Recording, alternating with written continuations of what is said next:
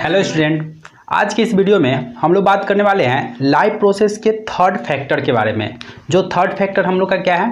Transportation. Transportation term जब भी आता है तो आपके माइंड में ही आना चाहिए कोई भी चीज़ का मूवमेंट। जैसे मान लीजिए कोई भी चीज़ एक जगह से जब दूसरे जगह पे मूव करता है तो इसी प्रोसेस को हम लोग क्या कहते हैं? ट्रांसपोर्टेशन। अब ये ट्रांसपोर्टेशन जो है वो हम लोग को पढ़ने हैं प्लांट एंड एनिमल बॉडीज़ में। तो प्लांट एंड एनिमल बॉडीज़ में क्या क्या चीज़ का ट्रांसपोर्टेशन हो सकता है? तो हम लोग के डेली लाइफ में मेनली क्या होता है? फूड का ट्रांसपोर्टेशन होता है, वाटर का ट्रांसपोर्टेशन होता है, मिनरल्स का ट्रांसपोर्टेशन होता है, हार्मोन्स का ट्रांसपोर्टेशन होता है, यही सारे कंपोनेंट्स का ट्रांसपोर्टेशन होता है। तो इसी सारे चीज़ को हम लोग को क्या करना है? डेफिनेशंस में डालना है। तो देखिए हम लोग ट्रांसपोर्टेशन का क्या डेफिनेशन लिख सकते हैं। हमने यहाँ पे लिखा है transportation means that movement of food, जो हम लोग का फूड है glucose, hormones, water, minerals, ions, gas, nitrogenous waste etc from one part of the plant and animal bodies to another parts. जैसे एक पार्ट से दूसरे पार्ट में जब food, hormones, nitrogenous wastage, gases, ये सारे चीज़ का जब मूवमेंट होता है तो इसी प्रोसेस को हम लोग क्या कह देते हैं? ट्रांसपोर्टेशन बोलते हैं। उसके बाद है कि ट्रांसपोर्टेशन का दो टर्म्स होता है, एक होता है एक्टिव ट्रांसपोर्ट, दूसरा होता है पैसिव ट्रांसपोर्ट। जैसे कोई भी चीज़ को जिसमें हमको भेजने में, कोई भी चीज़ को यहाँ से वहाँ तक भेजने में जब एनर्जी का रिक्वायरमेंट पड़े तो उस तरह के ट्रांसपोर्टेशन को हम लोग क्या कहेंगे? Active transport. और जिस चीज़ को हमको मूवमेंट करवाने में किसी भी तरह का एनर्जी का रिक्वायरमेंट ना पड़े तो उसको क्या कहेंगे? Passive transport. तो वही बात यहाँ पे है, active transport require energy in the form of ATP. हम लोग के बॉडी या फिर प्लांट बॉडीज में एक ही फॉर्म में एनर्जी है, वो क्या चीज़ के फॉर्म में है? एटीपी के फॉर्म में। तो यहाँ पे हमने लिखा है require energy in the form of ATP called as to be active transport. काफ़ी सिंपल डेफिनेशन है। एक्टिव ट्रांसपोर्ट का क्या क्या एग्जाम्पल हो सकता है? जैसे मान लीजिए जो प्लांट होते हैं उसमें जो वाटर का ट्रांसपोर्टेशन होता है वो नीचे से ऊपर का होता है। तो जब भी आपको कोई भी चीज़ को नीचे से ऊपर भेजना होगा तो ऑब्वियस सी बात है एनर्जी का रिक्वायरमेंट पड़ेगा। तो उस तरह के ट्रांसपोर्टेशन को क्या कहेंगे? Active transport. तो यहाँ पे देख सकते हैं transportation of water in plant. जो प्लांट में नीचे से पानी ऊपर जा रहा है तो उसमें एनर्जी का रिक्वायरमेंट हो रहा है, तो उस तरह के ट्रांसपोर्टेशन को क्या कहेंगे? Active transport. हम लोग का नेक्स्ट है पैसिव ट्रांसपोर्ट, तो जिसमें एनर्जी का रिक्वायरमेंट ना हो, तो do not require energy in the form of ATP called as to be a passive transport. जिस ट्रांसपोर्ट में हमको एनर्जी का रिक्वायरमेंट ना पड़े तो उस तरह के ट्रांसपोर्टेशन को क्या कहेंगे? Passive transport. इसके क्या एग्जांपल हो सकते हैं? बहुत सारे एग्जांपल हो सकते हैं। जिस भी चीज़ का मूवमेंट, चाहे वो फूड हो, हार्मोन्स हो, गैस हो, नाइट्रोजिनस वेस्ट हो, किसी भी चीज़ का मूवमेंट यदि हायर कंसंट्रेशन से लोअर कंसंट्रेशन की तरफ हो, ज़्यादा से कम की तरफ किसी भी चीज़ का मूवमेंट हो, तो वह सारा चीज़ किसका एग्जाम्पल हो जाएगा? पैसिव ट्रांसपोर्ट का। तो यहाँ पे एग्जांपल है ट्रांसपोर्टेशन ऑफ फूड। जैसे मान लीजिए कि लीफ में जो फूड बनता है वो नीचे भेजना है, तो नीचे जाने के लिए कोई एनर्जी नहीं लगेगा, तो ऑब्वियस सी बात है पैसिव ट्रांसपोर्ट। उसके बाद है from higher concentration to lower concentration, जिसमें फूड है, मिनरल्स, आयन है, गैस है, ये सारा चीज़ का जब मूवमेंट हो किस फॉर्म में? हायर कंसंट्रेशन से लोअर कंसंट्रेशन में, तो इस तरह के मूवमेंट को क्या कहेंगे? Passive transport. अब हम लोग का नेक्स्ट टॉपिक है ट्रांसपोर्टेशन इन प्लांट। तो ट्रांसपोर्टेशन इन प्लांट जो है वो काफ़ी इंपॉर्टेंट टर्म्स है।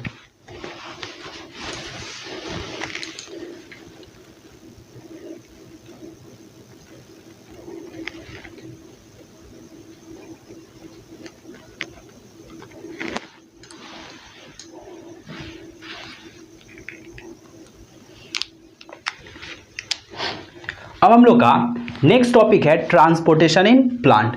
ट्रांसपोर्टेशन इन प्लांट जो है वो काफ़ी इंपॉर्टेंट टॉपिक है। ये बहुत बार एग्जाम में आ जाता है डायरेक्टली कि how water, minerals, food and hormones transport in a plant body. ये सारा चीज़ हम लोग को इस फिगर के हेल्प से समझना है।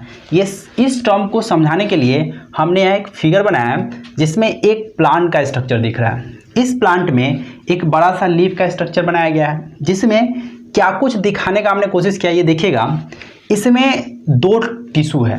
पहला टिश्यू है जिसको यहाँ पे लिखा गया है जाइलम, और दूसरा कंडक्टिंग टिश्यू है जिसको बोला गया है फ्लोएम। मतलब फूड जो है वो मेनली प्लांट्स में फ्लोएम की हेल्प से ट्रांसपोर्ट होता है।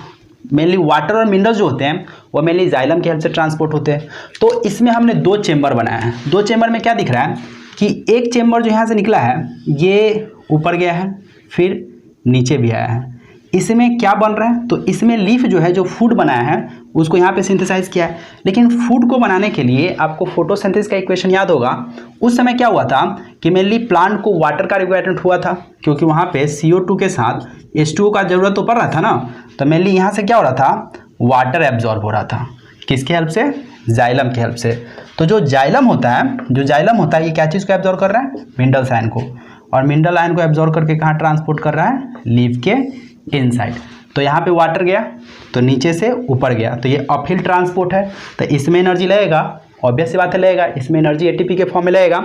और इस तरह के ट्रांसपोर्टेशन में जो एनर्जी लग रहा है इसको हम लोग एक्टिव ट्रांसपोर्ट बोल सकते हैं। जब यहाँ से क्या गया, इसमें वाटर गया, तो mainly CO2, H2O, sunlight and chlorophyll के फॉर्म में प्लांट खाना बनाया, और ये फूड यहाँ से निकल गया। फूड यहाँ से निकल के ऊपर भी चला गया, नीचे भी चला गया। तो जो नीचे जाएगा वो कैसा ट्रांसपोर्टेशन होगा, पैसिव ट्रांसपोर्ट। ऊपर जाएगा एक्टिव ट्रांसपोर्ट। तो इसमें जो फूड और मिनरल्स का जो ट्रांसपोर्टेशन हो रहा है वो क्लियरली दिख रहा है। अब जो है यहाँ पे जो वाटर का एब्जॉर्प्शन होता है, वो वाटर का एब्जॉर्प्शन कैसे होता है ये समझना काफ़ी इंपॉर्टेंट है कि प्लांट जो है यहाँ पे वाटर कैसे कैसे एब्जॉर्ब करता है। तो यहाँ पे देखिएगा ये जो सिंगल लाइन हम लोग का दिख रहा है इसमें भी 4 लेयर होता है, और तब जाके यहाँ पे क्या होता है, वाटर का एब्जॉर्प्शन होता है। तो यहाँ पे हम लोग देख सकते हैं कि जो फर्स्ट एक लाइनिंग हुआ, क्लियर है, इसके बाद हम लोग का सेकेंड लाइनिंग आएगा, उसके बाद थर्ड लाइनिंग आएगा, उसके बाद हम लोग का फोर्थ लाइनिंग आएगा। सबसे ऊपर जो है, ये जो सबसे ऊपर है, यहाँ पे एक हेयर लाइक प्रोजेक्शन है जिसको हम लोग क्या बोलेंगे, रूट हेयर। यहाँ पे क्या है, वाटर होगा। वाटर जो है वह रूट हेयर के हेल्प से हायर कंसंट्रेशन से लोअर कंसंट्रेशन की तरफ आ जाएगा। जब ये आएगा तो यहाँ पे इसको फर्स्ट लेयर मिलेगा जिसको क्या कहेंगे, एपिडर्मिस। यहाँ पे जो है एपिडर्मिस, तो पहले यहाँ से यहाँ वाटर आया, क्लियर है। एपिडर्मिस के बाद जो दूसरा लेयर आएगा उसको बोलेंगे कॉर्टेक्स। दूसरे लेयर को क्या कहेंगे, कॉर्टेक्स। इसके बाद यहाँ से वाटर फिर आ जाएगा नेक्स्ट लेयर में, तो सेकेंड लेयर हम लोग का, थर्ड लेयर क्या मिलेगा, इंडोडर्मिस। और इस वाटर का टारगेट क्या है, कहाँ तक पहुँचना, जाइलम तक। तो अब जाके फाइनली जो है ये वाटर कहाँ तक पहुँचेगा, जाइलम में। और जैसे ये जाइलम में पहुँचेगा तो यहाँ से यहाँ तक का प्रोसेस क्या था, पैसिव एब्जॉर्प्शन था। यहाँ से यहाँ तक का जो एब्जॉर्प्शन था वो पैसिव एब्जॉर्प्शन हो रहा है। यहाँ से यहाँ तक का एब्जॉर्प्शन पैसिव एब्जॉर्प्शन है। अभी तक ट्रांसपोर्टेशन वगैरह नहीं हुआ है। जब यहाँ पे आएगा वाटर तो यहाँ से ट्यूबुलर जाइलम का 4 कंडक्टिंग टिश्यू स्टार्ट होंगे, जो यहाँ पे दिख रहा है, ट्रैकिया, वेसल, जाइलम फाइबर और जाइलम पैरेन्काइमा, ये चारों टिश्यू से स्टार्ट होंगे। और यहाँ पे मेनली जो होगा ट्रांसपायरेशन पुल प्रेशर लगेगा। कौन सा, ट्रांसपायरेशंस पुल प्रेशर। अब जब ट्रांसपायरेशन पुल प्रेशर लगेगा तो, और यहाँ पर भी एक बात ये भी समझना है कि ट्रांसपायरेशन पुल प्रेशर कहाँ से आया। तो जब मेनली यहाँ पे मान लीजिए कि यहाँ पे अगर लीफ है तो जब सनलाइट के हेल्प से यहाँ पे ट्रांसपायरेशन हो रहा था तो लॉस ऑफ वाटर हो रहा था, तो इस वाटर को भरने के लिए यहाँ पे प्रेशर लगा, जिस प्रेशर को क्या कहेंगे, ट्रांसपायरेशन पुल प्रेशर। अब क्या होगा, अब जाके वाटर का ट्रांसपोर्टेशन होगा from root to other part of the stem, clear है। तो रूट से लेके अब ऊपर जाएगा तो इसमें एनर्जी लगेगा, जिसको कौन सा ट्रांसपोर्टेशन कहा जाएगा, एक्टिव ट्रांसपोर्टेशन। बात क्लियर है। तो ऐसे ऐसे करके एब्जॉर्ब हो रहा है और पानी कहाँ से कहाँ चल रहा है, रूट से लीफ के तरफ, क्लियर है।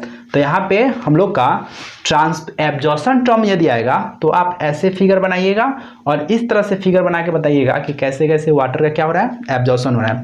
यहाँ पे एक चीज़ और याद रखिएगा कि एपिडर्मिस, कॉर्टेक्स, इंडोडर्मिस, जाइलम, इस सब के बीच में गैप रहता है, और जो गैप किसके हेल्प से कनेक्ट रहता है, with the help of plasmodesmata.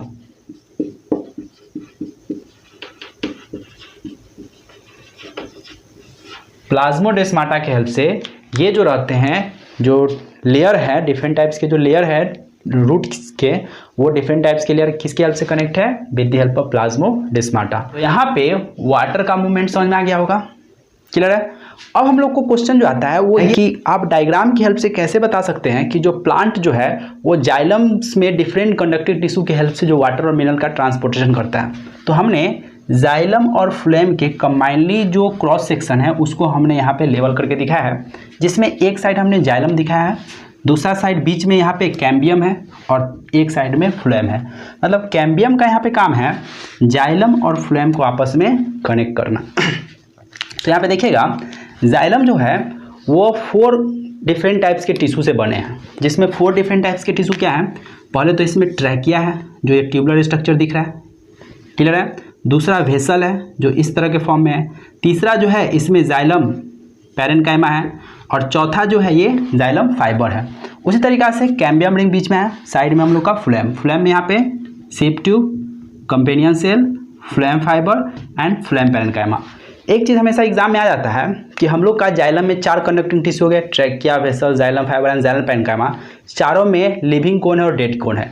तो आपको जाइलम में याद रखना है कि सिर्फ और सिर्फ जाइलम पैरेन्काइमा जो है वो लिविंग है।